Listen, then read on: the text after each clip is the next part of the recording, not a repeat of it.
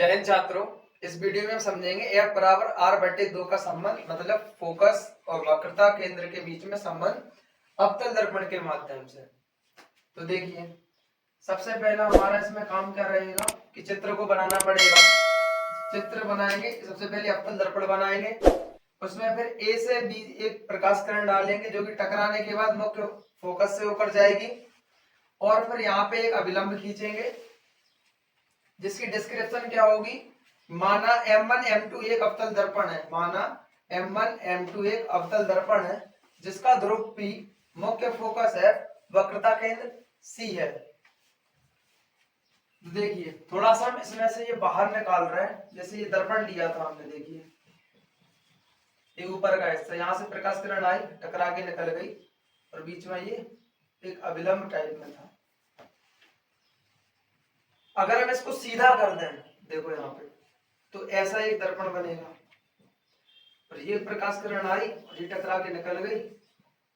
अब आपको कुछ याद आया होगा, परावर्तन के नियम में हमने कुछ नियम पढ़ाए थे कि जो ये वाला एंगल है मतलब आई, आपतन कोण, और जो ये वाला एंगल है मतलब आर, परावर्तन कोण, ये हमेशा आपस में बराबर होते।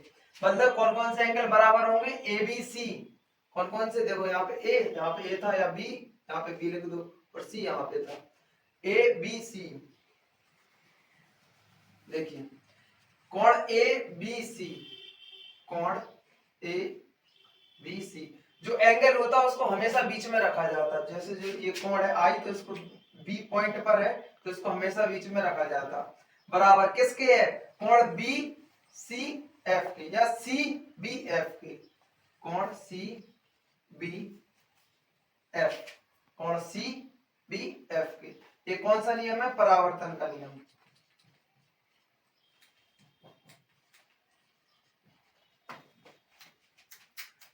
अब देखिए यहाँ पे ए बी सी एक, और यहाँ पे थ्योरी निकल के आ रही, हम फिर से ये चित्र बनाने की कोशिश कर रहे हैं। और ये आपकी लाइन है,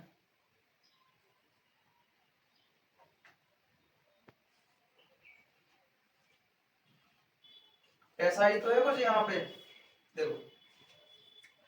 तो देखो यहाँ पे जेड की आकृति बन रही है, देखो जेड की आकृति, ए बी सी और बी सी एफ।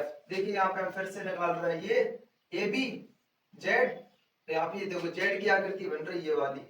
तो ये जो जेड का सिंबल होता है ये किसको प्रदर्शित करता है, हमेशा एकांतर कोण को।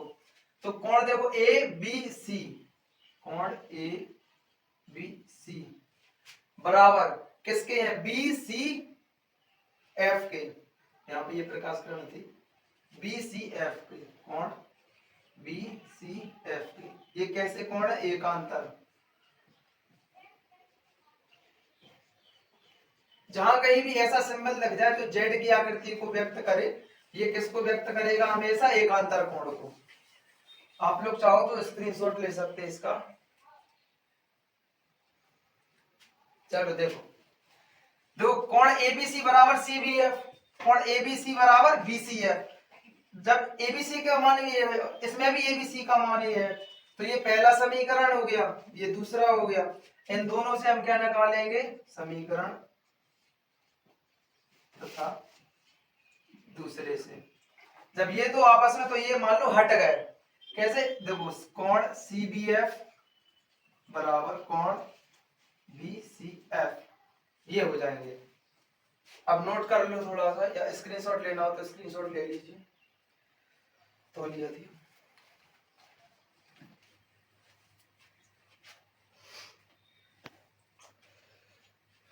इसमें आगे देखेंगे, जो ये BCF है, त्रिभुज BCF, ये कैसा है, सर्वांग त्रिभुज है। त्रिभुज BCF एक सर्वांग सम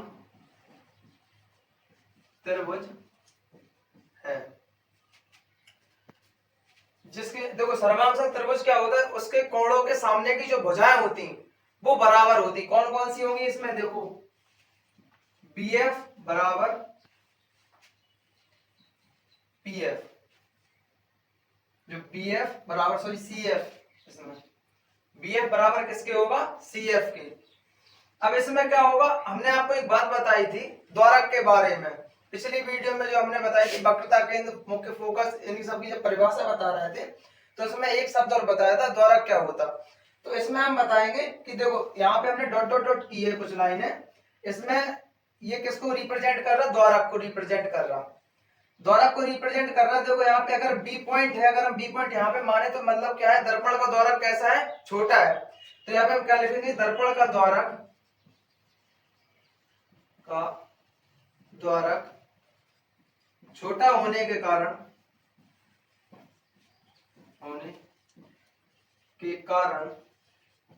बी के जगह हमें क्या मानना है यहाँ पे, पी, क्योंकि यहाँ की बहुत कम से कम दूरी होती, बहुत माइनर दूरी होती है यहाँ पे। तो क्या होगा, केवल क्या करना है, बी के जगह पे क्या मानना है, पी मानना है हमको। तो बीएफ अगर जहां पे बीएफ होगा वहां पे क्या करना है हमको, पीएफ। बीएफ बराबर क्या करेंगे, पीएफ। तो अच्छा अगले स्टेप में देखो, इस वाले से जब बीएफ बराबर क्या हो गया, पीएफ, तो पीएफ इनडायरेक्टली किसके बराबर हो जाएगा, सीएफ के। तो यहाँ पे अगला स्टेप क्या होगा, सीएफ बराबर पीएफ। ठीक है, अब अगले स्टेप में क्या करेंगे, दोनों में एक कंडीशन जोड़ेंगे, दोनों में, दोनों साइड या दोनों तरफ पीएफ जोड़ने पर, पीएफ यहां पे क्या लिखेंगे, दोनों तरफ पीएफ जोड़ने पर। देखो सीएफ प्लस पीएफ, हम थोड़ा सा चित्र को इस साइड का हम थोड़ा रफ कर रहे हैं।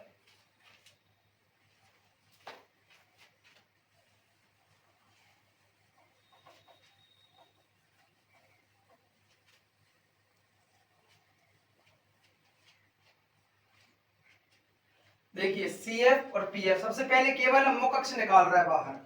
यहाँ पे क्या है आपका P, यहाँ पे क्या है F, यहाँ पे क्या है C। देखो C से लेके F तक की दूरी, मतलब कौन सी, ये वाली दूरी, C से लेके F तक की दूरी, प्लस यहाँ पे प्लस लगा दो, P से लेके F तक की दूरी कौन सी, ये वाली दूरी। आपको हमने एक परिभाषा पढ़ाई थी वक्रता त्रिज्या की, कौन सी, कि वक्रता केंद्र से ध्रुव तक की दूरी या ध्रुव से वक्रता केंद्र तक की दूरी को वक्रता त्रिज्या कहते हैं। तो देखिए यहाँ से C और F जोड़ा, फिर उसी में क्या जोड़ा, P से लेके F तक की दूरी, तो ये टोटल क्या कहलाएगी, R। मतलब P और C से लेके किसकी दूरी हो जाएगी, R की। देखो यहाँ पे C से लेके F तक की दूरी है, फिर उसी में क्या जोड़ दिया हमने, P से लेके F तक की दूरी। अब PF कितने हो जाएंगे, 2PF, और PC का मतलब क्या है, यहाँ पे P से लेके C तक की दूरी मतलब क्या है, R। तो P से के जगह क्या लिखेंगे हम, R, और 2 जाके इधर लिखेंगे।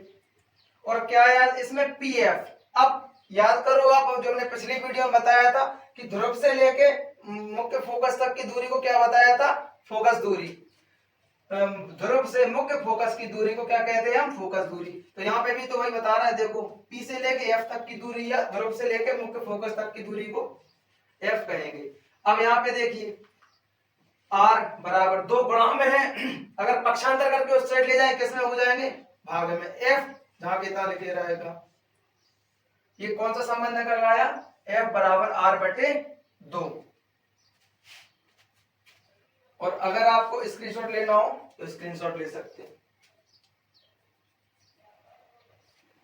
इससे अगली वाली जो आपकी कंडीशन है F बराबर R/2 की उत्तल दर्पण से, वो आपको नेक्स्ट वीडियो में अप्लाई करवा देंगे। धन्यवाद।